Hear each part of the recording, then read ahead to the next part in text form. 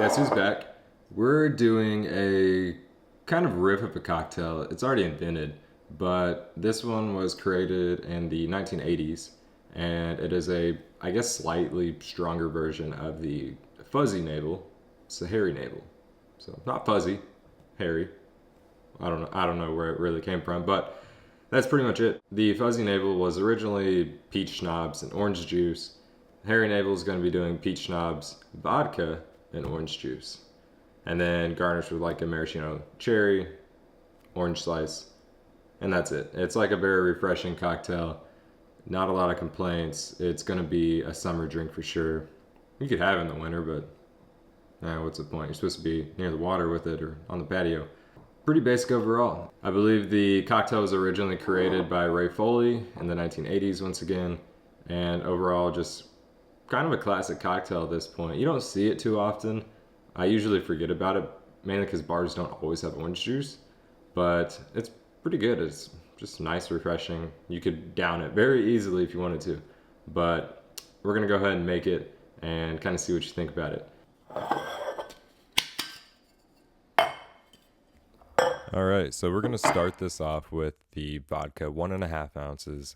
I'm using a kind of pineapple-based vodka out of Maui, and it's pretty good. You can get a little bit of sweetness note from it, and vodka is supposed to be flavorless, but you can always kind of get the minerals and everything that's included with it. Then we're gonna do 1 ounce of peach schnapps. Any kind of brand works, but I usually use DeCuper.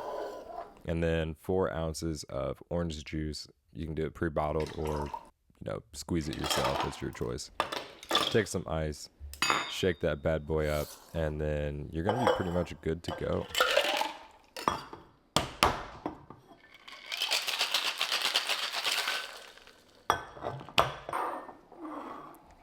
Take a nice glass, put some good cubes in there, something that's gonna fill up a lot of the glass. We are only working with basically a little over 6 ounces. Make sure it can actually fill the glass. I have made the mistake of using a much bigger glass and then it only fills like half of it up. So don't make that mistake. I did take a maraschino cherry, stabbed myself with that little garnish stick. Try to drip it in, mix it up, get kind of a little bit more sweetness and a little bit more complexity. Now you are going to have to kind of manhandle this garnish if you decide to do this one. You have to stab the garnish through the orange peel, through the cherry, and then you get this nice little kind of like bed for the cherry. It looks nice, especially when rotated on the glass.